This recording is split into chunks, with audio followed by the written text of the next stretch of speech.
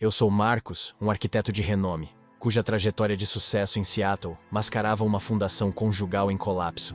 Minha esposa, Helena, sucumbiu a uma frieza glacial, distanciando-se de mim e de nossas filhas. A crise atingiu seu ápice quando descobri seu plano meticuloso: instrumentalizar a lei, na capital do estado, para a entrega voluntária de nossas filhas à adoção, referindo-se a elas como um mero problema logístico. Fui forçado a abandonar a prancheta pelo campo de batalha legal.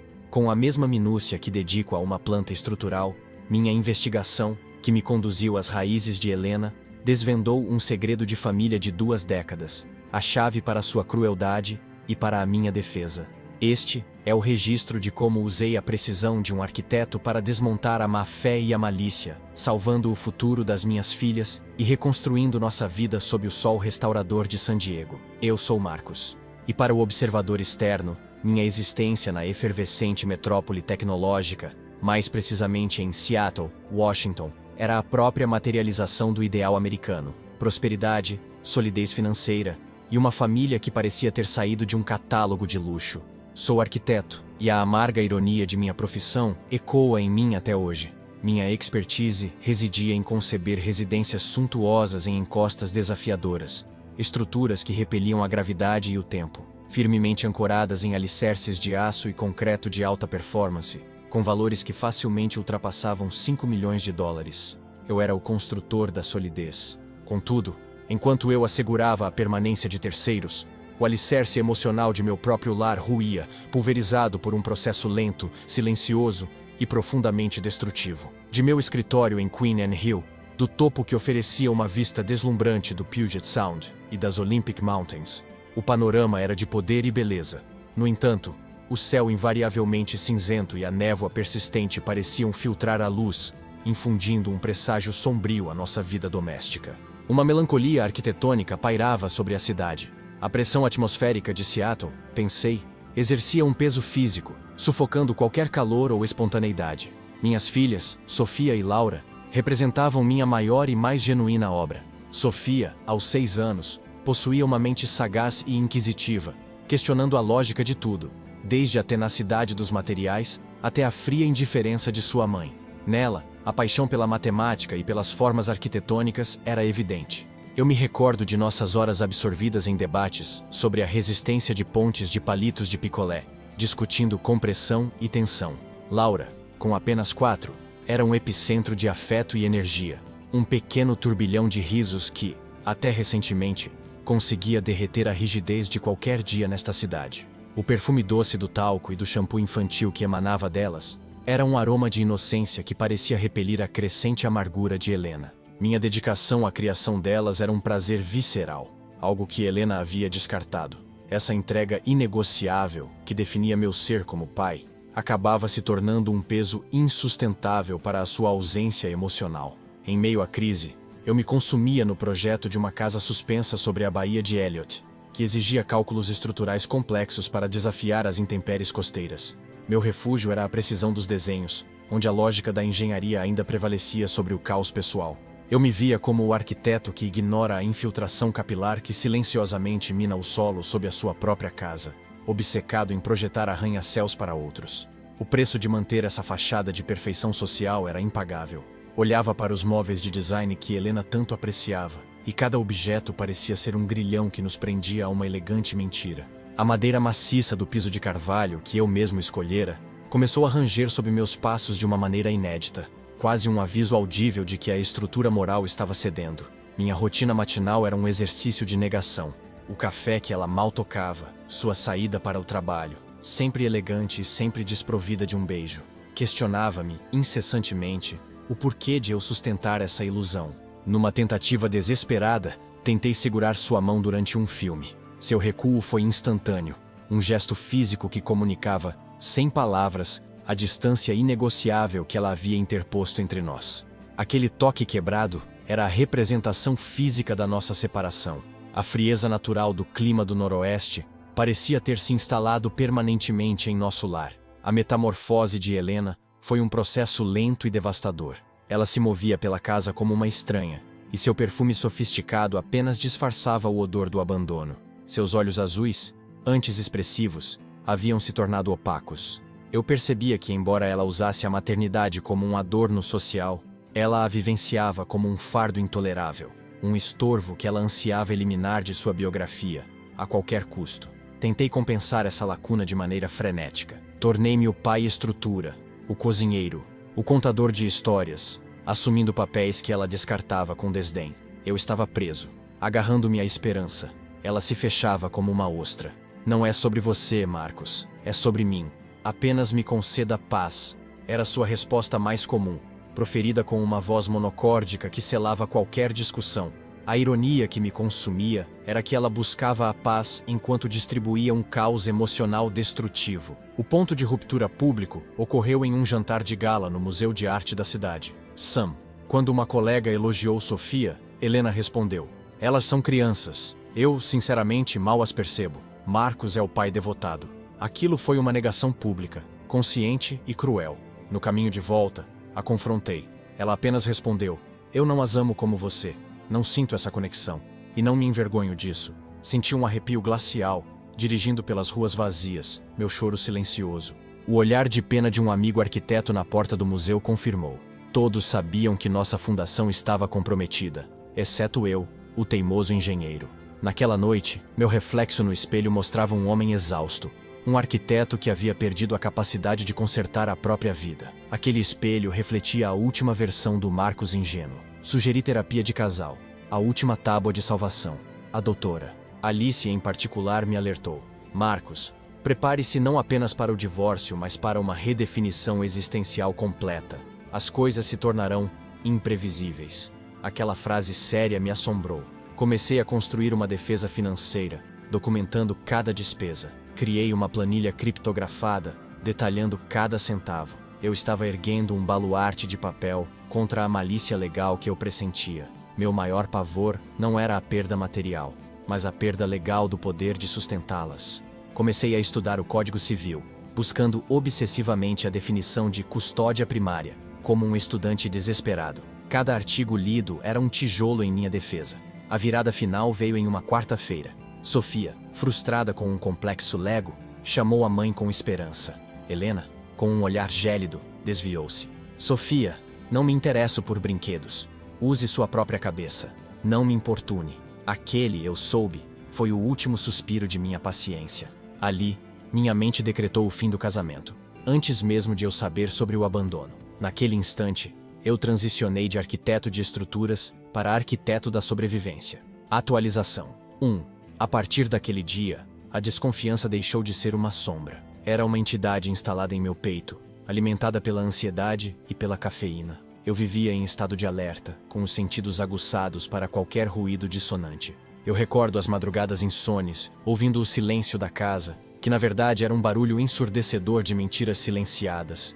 Meu instinto paterno gritava sobre uma catástrofe iminente, algo que ultrapassava o mero divórcio. Eu pressentia um plano maior, algo institucionalizado pela frieza da lei. Seu descaso pelas filhas, o modo como as tratava como ativos a serem descartados, me perturbava profundamente, indicando que o futuro delas seria negociado através da crueldade burocrática. Lembro-me de ter visto um de seus e-mails abertos, onde pesquisava direitos de não paternidade e renúncia de custódia, termos que me causaram um calafrio literal, como se estivesse diante de uma falha estrutural gravíssima em meu próprio projeto de vida. A verdade explodiu em uma tarde aparentemente comum. Retornei inesperadamente para buscar documentos. Tive a certeza de estar no lugar e na hora exata. Helena falava ao telefone na varanda. O sol pálido de Seattle envolvia sua silhueta fria. Ouvia. Sim, é imperativo. É a melhor forma de eliminar o problema de uma vez. Preciso de um lar que as aceite de fato. A palavra problema, referindo-se às minhas filhas, me paralisou na soleira. Quando ela pronunciou, com uma voz assustadoramente serena: "Eu não as amo, doutor. Não sinto absolutamente nada. Nunca houve essa conexão." Meu controle desmoronou. Naquele instante, a frieza cirúrgica de suas palavras me feriu mais profundamente do que qualquer violência física, atingindo o núcleo da minha identidade paterna. A ausência de emoção em sua voz era o mais devastador dos golpes. Eu irrompi na varanda, sentindo a adrenalina fervilhar, mas controlada, quase robótica. Ela me encarou, sem desviar. "Marcos, Estou em contato com um advogado de família em Olímpia, a capital do estado. Farei a entrega voluntária delas para a adoção. São um desvio de percurso que preciso retificar. Pude constatar que seu egoísmo era uma força destrutiva, consumindo qualquer vestígio de afeto, transformando-a em uma sociopata legalista. Naquela noite, a confrontei e a expulsei da casa, garantindo a documentação legal da ordem de afastamento. Mergulhei na internet, pesquisando freneticamente as leis estaduais sobre abandono e custódia. Fui obrigado a ligar para a escola de Sofia e a creche de Laura, inventando uma crise de saúde e alterando os protocolos de retirada. O terror de perdê-las para a burocracia do Estado era palpável, um medo noturno materializado. O pânico me atingiu, mas em vez de me quebrar, me forjou em aço. Passei a noite lendo sobre direitos parentais e custódia de emergência. Eu me lembro de ter digitado freneticamente, com as mãos frias, o termo relinquishment e o nome do Estado, sentindo o terror de que a lei pudesse validar o plano dela. Contratei o Dr. Thompson, um especialista em litígios de custódia em alto risco, famoso por sua estratégia implacável. O primeiro contato foi às 6 da manhã, o pedido de socorro de um homem desesperado. O primeiro pagamento, apenas para retê-lo, consumiu $75 mil de minhas economias. Eu lhe enviei a montanha de documentos que eu já compilara, minha caixa preta de evidências.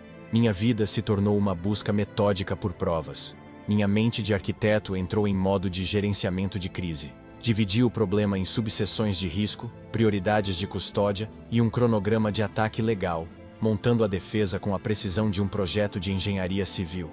O medo de uma ação impulsiva dela em Olímpia me consumia. Na escola, mudei as senhas e protocolos, exigindo senha secreta e identificação com foto. Senti o peso total da segurança delas em meus ombros, como se estivesse projetando um bunker contra a própria mãe. Para as meninas, inventei que a mamãe precisava de tempo para pensar em um projeto gigantesco. O olhar perspicaz de Sofia revelava que ela duvidava, mas aceitava a narrativa pela paz. Ela me perguntou se a mamãe voltaria a construir pontes conosco, e eu tive que mentir. Essa mentira era minha primeira ferramenta de defesa emocional para elas. Minha rotina se militarizou. Cada movimento, cada telefonema, cada conversa era monitorada. Eu era um pai em guerra, onde a vigilância era meu dever, e a emoção, uma fraqueza inadmissível. Eu me pergunto, você que acompanha esta jornada, o que faria nesse instante? Diante de tamanha traição e um plano de abandono frio, qual seria seu primeiro movimento para blindar seus filhos? Compartilhe sua reflexão sincera nos comentários. Atualização 2. Eu necessitava de provas irrefutáveis para apresentar ao juiz, algo que contextualizasse a origem da crueldade dela. Segui as migalhas digitais até o escritório de advocacia em Olímpia, a capital do estado, uma cidade que para mim era um epicentro de frieza e segredos. Sua atmosfera burocrática parecia selar a malícia do plano de Helena. Aluguei um carro e parti, deixando as meninas sob os cuidados de Maria, minha babá, a única âncora de confiança. Eu lhe entreguei um manual de emergência impresso, um plano de contingência com precisão cirúrgica, como se estivesse evacuando um prédio em risco sísmico. A viagem de Seattle foi uma travessia da paisagem urbana para densas florestas perenes, um cenário que refletia a tristeza que eu carregava. O asfalto vibrava sob a tensão. Em Olímpia, o ar era pesado, impregnado de burocracia antiga. Eu concluí que, se para Helena aquela cidade era o berço de seu trauma, para mim seria a chave de minha defesa. Usei minha expertise de arquiteto para mapeá-la. Obtive acesso ao GPS do carro, cruzando dados de entrada e saída.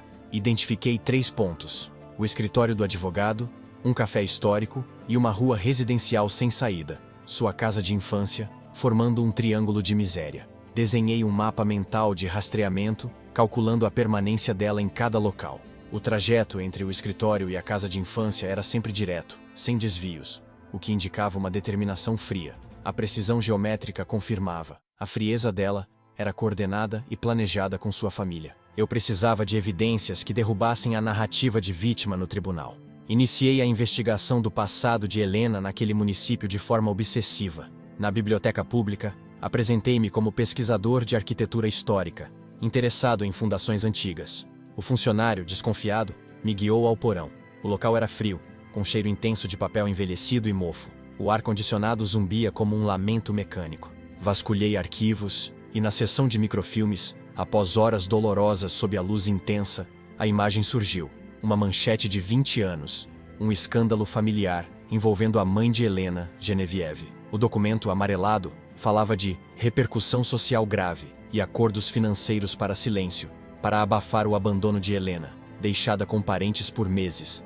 Lembrei-me de uma confidência de Helena, bêbada, sobre uma casa na capital que cheirava a naftalina e solidão.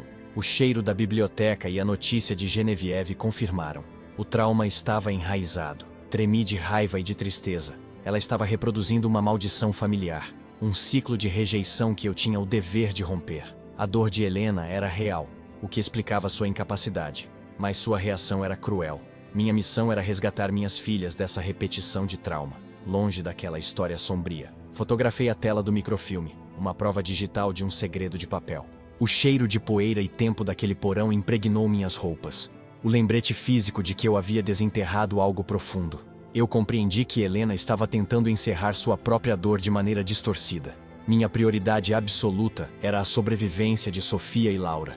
E agora, eu tinha o porquê robusto para apresentar ao juiz. Eu tinha a chave para desvendar a arquitetura de sua crueldade. Minha gratidão por sua permanência neste relato. É uma história de grande impacto, e sua atenção confirma a importância de ser contada. Prepare-se, pois o ápice se aproxima. O confronto final no tribunal, onde a revelação do documento oculto será o divisor de águas. Atualização 3. Eu me pergunto, você que acompanha esta jornada, o que faria nesse instante? Diante de tamanha traição e um plano de abandono frio, qual seria seu primeiro movimento para blindar seus filhos? Compartilhe sua reflexão sincera nos comentários. De volta à metrópole, munido de certeza, voltei à minha busca. Encontrei, meticulosamente escondido sob a última gaveta de uma escrivaninha antiga, que ela presumia que eu nunca usaria, o documento oculto. Era o rascunho de uma petição legal, manuscrito por Helena, com anotações à margem de sua mãe, Genevieve.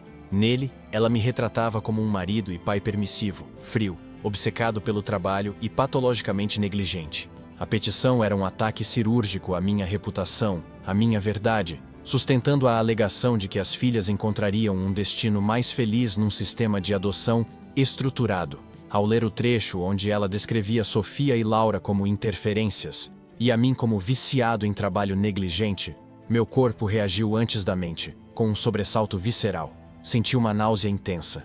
O papel, com sua caligrafia elegante, parecia queimar minhas mãos. Uma mentira tangível e fria, calculada para ludibriar a corte. Ela afirmava que eu jamais lia histórias para elas. Uma falsidade que eu podia refutar com a foto do marcador de página no livro de Sofia e um bilhete que ela havia deixado ali. Tive de respirar fundo 10 vezes, canalizando a raiva para algo frio, metálico e estratégico, como o aço forjado para uma batalha. Aquele papel selou a certeza de que não estávamos em um divórcio, mas em um campo de batalha legal, onde a única vitória aceitável era a custódia total. Aquela petição era a antítese de nosso juramento, uma traição à promessa de família. Liguei para o Dr. Thompson imediatamente. Em nossa reunião, ele analisou o material. Marcos, nossa defesa se apoiará em 3 pilares: má-fé, motivação egoísta e o padrão de abandono familiar geracional. Iremos desmantelar a narrativa dela com suas próprias palavras e fatos. Nós ensaiamos meu depoimento por horas, focando na solidez dos fatos. Ele me ensinou a controlar a linguagem corporal, olhar o juiz, falar em tom calmo, usar termos precisos. Eu decorei cronologias, a hora exata da escola, o nome do pediatra, a data de cada viagem. Para contextualizar minha dedicação, ele me instruiu a sempre citar as filhas por nome, em vez de as meninas, para humanizar a nossa causa. A precisão técnica da arquitetura seria minha aliada, provando minha capacidade de gerenciar a complexidade da vida delas. Eu sublimei a dor em estratégia metódica, como um arquiteto calculando o peso de uma estrutura prestes a ser explodida. Eu estava preparado para o confronto, munido de provas incontestáveis, ciente de que minha estabilidade emocional e precisão factual eram o pilar central de toda a nossa defesa. Atualização 4. A véspera da audiência final foi marcada por uma tensão silenciosa e opressiva. No escritório, eu relia os documentos pela enésima vez, mas minha mente desviava dos fatos, consumida pelo que não podia quantificar: o medo de fracassar. O Dr. Thompson me ligou tarde, lembrando-me de revisar a linha do tempo das consultas de Laura ao pediatra. Aquele detalhe técnico me deu um foco, me ancorando no concreto, longe do turbilhão emocional. Eu decidi que aquela seria a última noite de ansiedade naquela casa. Precisava cravar a memória delas em algo seguro antes da batalha. Fui ao quarto. Elas dormiam em paz, envoltas no cheiro doce do talco. Sentei-me entre as camas, observando a respiração tranquila que eu não sentia há meses. Eu não permitiria que a frieza da casa contaminasse o futuro delas. Eu as observava como o meu mais precioso e frágil projeto. Eu as observava, Sofia, abraçada ao seu livro de ciências, e Laura, pendurada na beirada da cama. Fiz um juramento silencioso. Peguei a pequena ponte de palitos de picolé que havíamos construído, símbolo de tenacidade, e a coloquei ao lado da cama de Sofia. O livro de histórias de Laura, amassado, aninhei junto ao travesseiro. Esses objetos eram as provas físicas de uma conexão que nenhuma advogada poderia macular. Eram meu testemunho silencioso de que eu era o alicerce. Fotografei-os junto a um bilhete. Nossa fundação é inquebrável. Papai estará sempre aqui. Iremos para um lugar com sol. A mentira sobre a viagem seria desfeita. A promessa do recomeço seria a nova verdade. Antes de sair, permiti-me um último olhar para a vista da janela. O céu cinzento engolia a luz. Vi o reflexo do homem que me tornara. Um guerreiro legal e um pai exausto, mas determinado. Eu soube. O veredito não importava. Nossa permanência ali era insustentável. O plano B, a reengenharia total de nossa vida em San Diego, já estava traçado e ancorado na promessa feita aos objetos delas. Eu estava pronto para a demolição e, finalmente, para a reconstrução. Atualização. 5. O dia da verdade chegou, sob uma chuva persistente, o cenário ideal para o fim da nossa tragédia. Estacionei em frente ao cartório do condado, próximo à capital. Senti que entrava em um drama clássico, mas estava blindado pela verdade e pela estratégia. O cheiro de metal molhado entrava pela ventilação do carro. Adentrei a sala de audiência. O ambiente era compacto, com painéis de madeira escura e o cheiro de antiguidade. Helena me viu, e a cor fugiu de seu semblante. Ela sabia que eu tinha as provas. O juiz na bancada, com seus óculos de aro fino, exalava uma autoridade legal cansada, como quem já presenciara todas as mentiras humanas. O único som, além de nossas respirações tensas, era o ritmo monótono da chuva na vidraça. Dirigi-me ao juiz com voz firme e calma, como o Dr. Thompson havia instruído, apresentando o rascunho do documento oculto e o histórico detalhado das viagens dela à capital. A advogada de Helena tentou me desqualificar, citando meu vício em trabalho, mas o Dr. Thompson foi incisivo, exibindo as fotos da ponte de palitos e do livro de histórias. Vossa Excelência, ele declarou, o Sr. Marcos obsessivamente garantiu a estabilidade financeira e física de sua família, o que é inerente a um arquiteto. Contudo, estas provas demonstram que ele esteve inabalavelmente presente no plano emocional, o que a senhora Helena jamais esteve. A metáfora arquitetônica ressoou na sala. O juiz, após compulsar os documentos de Olímpia sobre Genevieve, fez a pergunta fatal para Helena, não sobre seu abandono, mas sobre a rotina mais íntima das filhas. Ele perguntou sobre o aniversário de 5 anos de Sofia e o presente exato que ela havia pedido.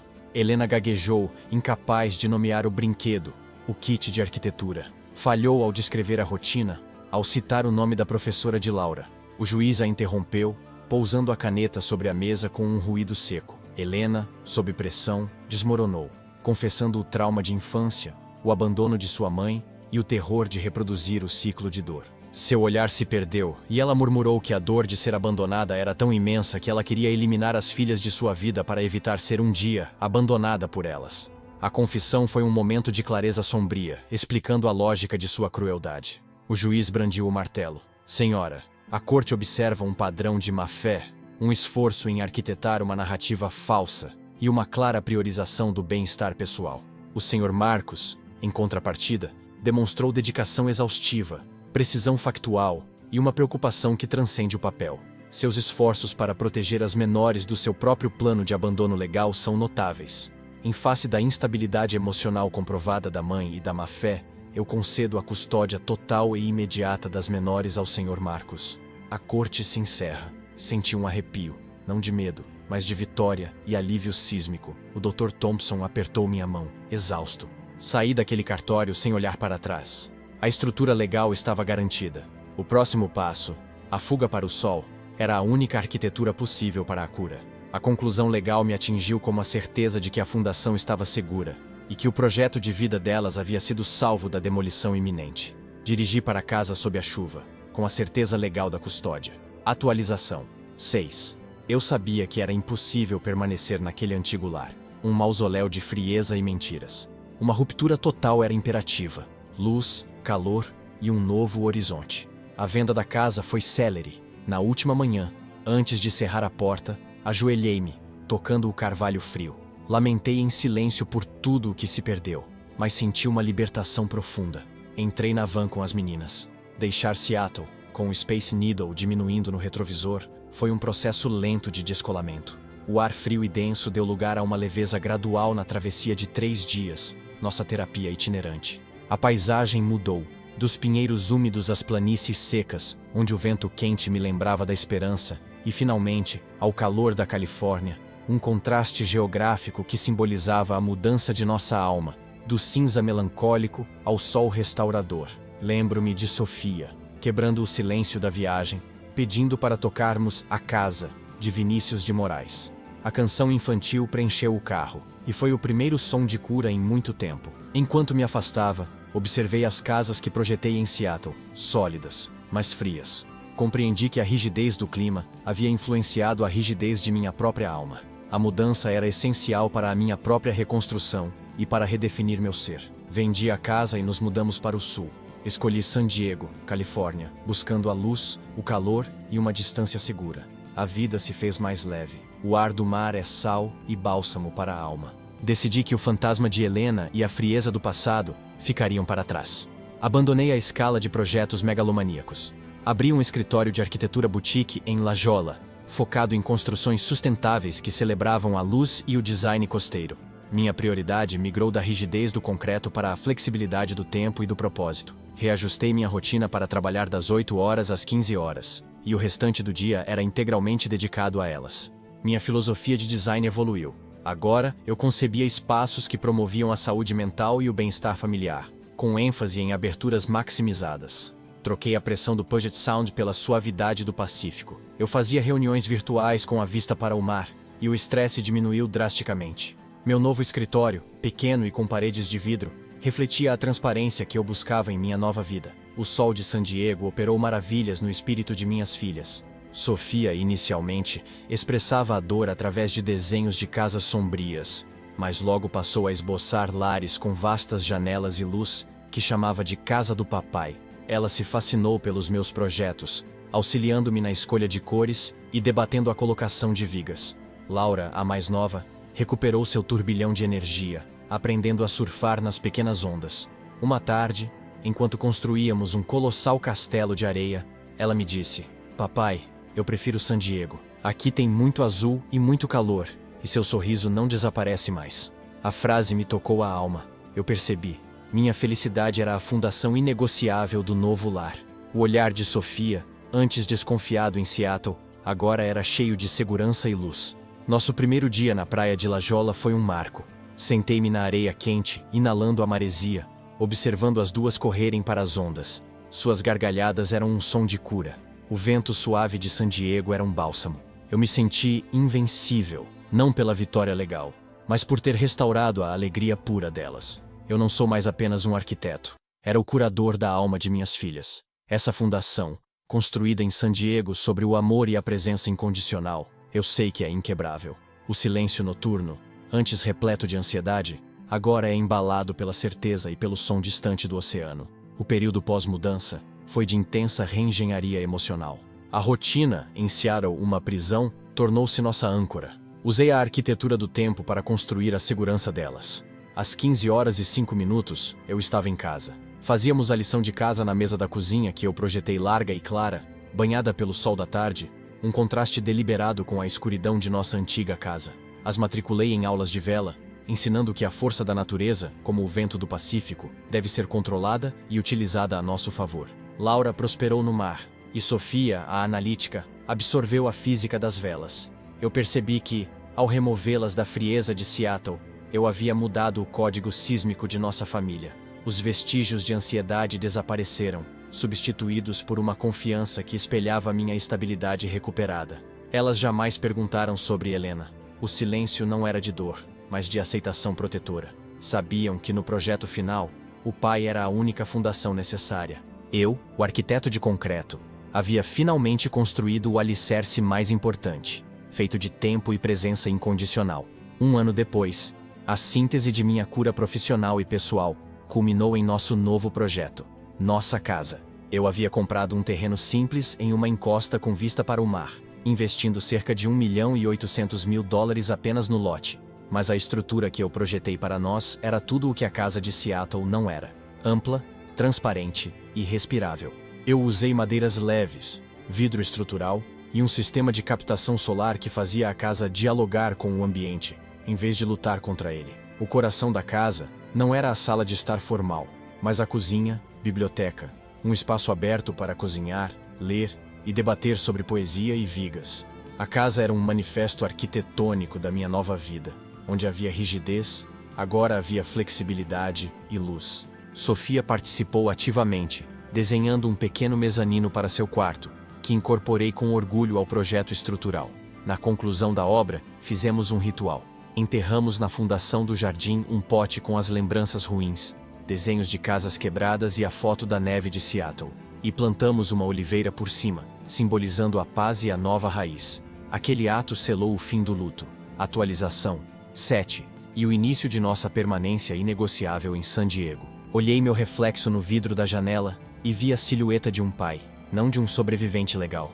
Eu havia concebido e construído, com a alma renovada, o lar da nossa cura. O julgamento havia acabado, a lei havia me dado as filhas, mas o amor havia me dado a vida. Eu vejo Sofia e Laura correrem na areia, a risada delas ressoando sob o céu azul e infinito. A alegria delas é a prova de que a luta e a reconstrução valeram cada esforço. Tornei-me um pai mais forte e inabalável. A vida de Helena me legou uma lição brutal sobre a fragilidade das estruturas sem amor. Este relato é meu feixe para esse ciclo. Esta história prova que a verdade é mais complexa que qualquer projeto arquitetônico. Se você se identificou com a força de Marcos, ou se chocou com a frieza de Helena, deixe seu comentário. Você acredita que o trauma de Helena justifica a crueldade de seu plano de abandono? Deixe sua opinião sincera abaixo. Hoje, Sofia tem 14 anos e Laura, 12. O tempo, meu inimigo em Seattle, tornou-se meu aliado. Sofia, decidida, será uma arquiteta focada em bioconstrução, inspirada pela leveza de nossa casa. Ela mantém um diário de projetos e fala da importância da fundação emocional em cada desenho, o que me enche de orgulho. Laura é a alma livre, uma surfista promissora que me ensinou que a vida nem sempre precisa de projetos rígidos. Às vezes, basta surfar a onda. Sobre Helena, não há contato. Seu silêncio foi a última prova de sua incapacidade e o atestado final de nossa liberdade. O Dr. Thompson me liga todo Natal. Marcos, você venceu o caso não pelas provas, mas porque provou que você era o lar. E essa é a única arquitetura que um juiz pode realmente proteger. Eu fecho a porta do meu escritório às 15 horas, e o cheiro de sal e sol me acolhe. Minhas filhas são meu projeto mais duradouro e bem-sucedido. Eu as observo na praia, pequenas figuras contra o sol poente. Eu não sou mais um arquiteto de concreto, mas um construtor de conexões e um zelador da luz. Essa é a única verdade.